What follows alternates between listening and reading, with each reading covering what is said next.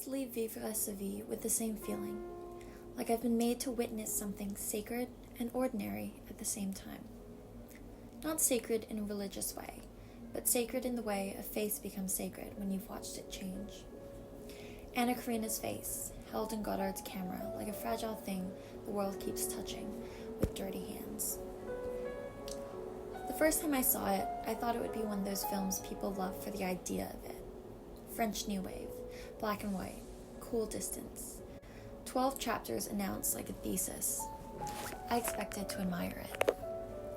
Instead, I felt grief creep in quietly, scene by scene, the way it creeps in real life, without warning or melodrama, just a slow dawning that something tender is being dismantled. Nana begins as a girl who wants a life.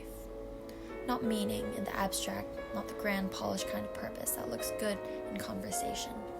A life, a self. She wants to act. She wants to be seen, but not in the way the world will end up seeing her. She wants the kind of visibility that makes you more real, not less. And Godard, with his cruel clarity, shows us how easy it is for that desire to be rerouted. The plot is simple, almost offensively so. Money, rent, work that doesn't work, men who offer help with terms attached. A slow slide into prostitution that feels less like a dramatic fall than a series of small adjustments. Yes, okay, just this once. I need the cash. I can handle it. It's temporary. I'll get out. The tragedy isn't that Nana is immoral.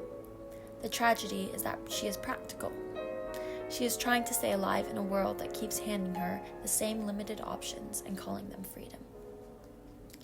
What breaks my heart is how the film refuses the comfort of a single turning point.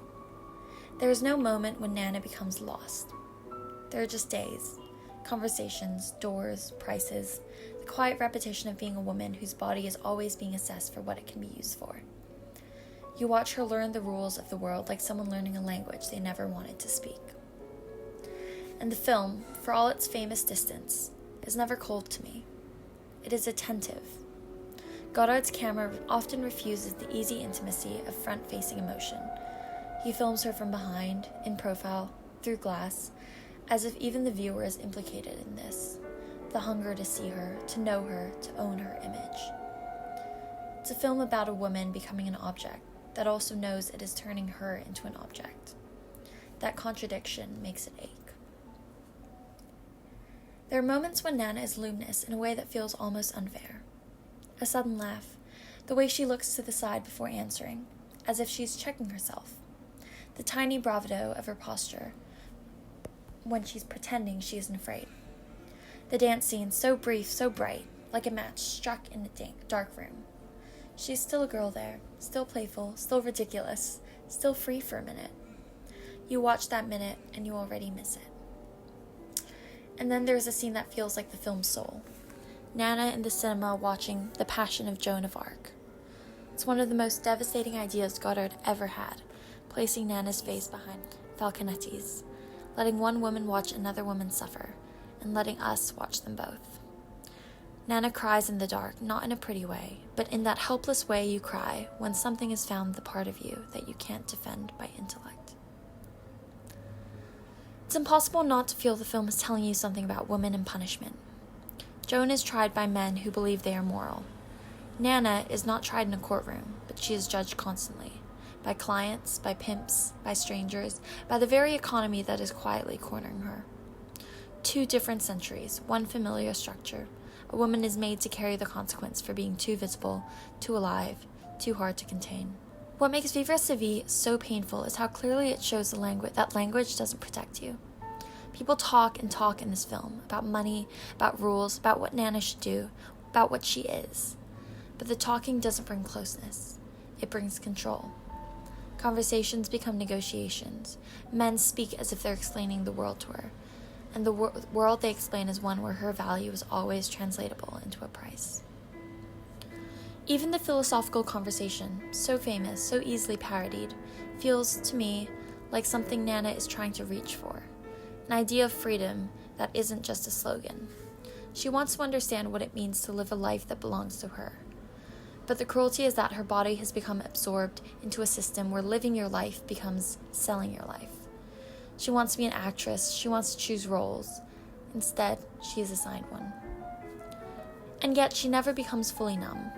That's why the film is beautiful. Nana doesn't harden in the way you expect. She doesn't turn into a stereotype of ruin.